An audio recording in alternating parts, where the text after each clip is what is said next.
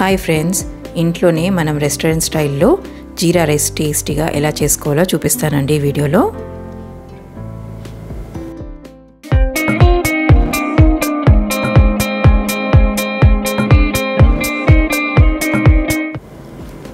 So మనకి ఒక 3 to 4 spoons oil అనేది కడాయిలో వేడి చేసుకోవాలి. నేను ఇక్కడ ఒక హాఫ్ స్పూన్ సాజీరా యూజ్ చేస్తున్నానండి. సాజీరాతోనే మంచి ఫ్లేవర్ వస్తుంది. హాఫ్ స్పూన్ సాజీరా వేసుకున్న తర్వాత ఒక 2 to 3 స్పూన్స్ జీరా వేసుకోవాలి.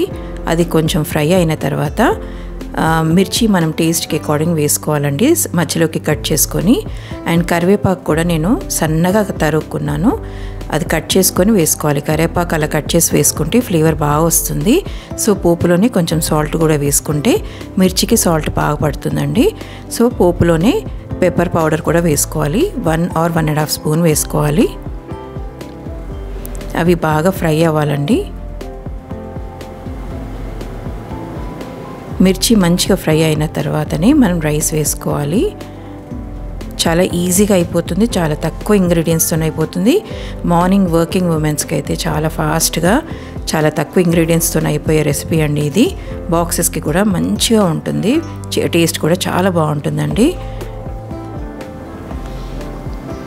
సో రైస్ వేసుకున్న తర్వాత బాగా కలుపుకొని మనం మళ్ళీ టేస్ట్ సాల్ట్ సరిపోయిందా లేదా అనేది చెక్ చేసుకోవాలి. లాస్ట్లో ఒక 2 స్పూన్స్ నెయ్యి వేసుకోవాలండి, దాంతో చాలా మంచి ఫ్లేవర్ వస్తుంది. నేను ఇది నార్మల్ రైస్తోనే చేశాను, కానీ బాస్మతి రైస్తో చేస్తే ఇంకా బాగుంటుంది. సో చాలా ఈజీగా బాక్సెస్లో పెట్టుకోవడానికి, మార్నింగ్ చాలా ఫాస్ట్గా చేసుకోవడానికి చాలా ఈజీ రెసిపీ అండి ఇది. సో ఫ్రెండ్స్, మీరు కూడా ట్రై చేయండి అండ్ ఎలా వచ్చిందో కమెంట్లో మాత్రం చెప్పడం మర్చిపోవద్దు. సో ఇలాంటి ఈజీ రెసిపీస్తోని మళ్ళీ కలుస్తాను. Bye and don't forget to subscribe my channel.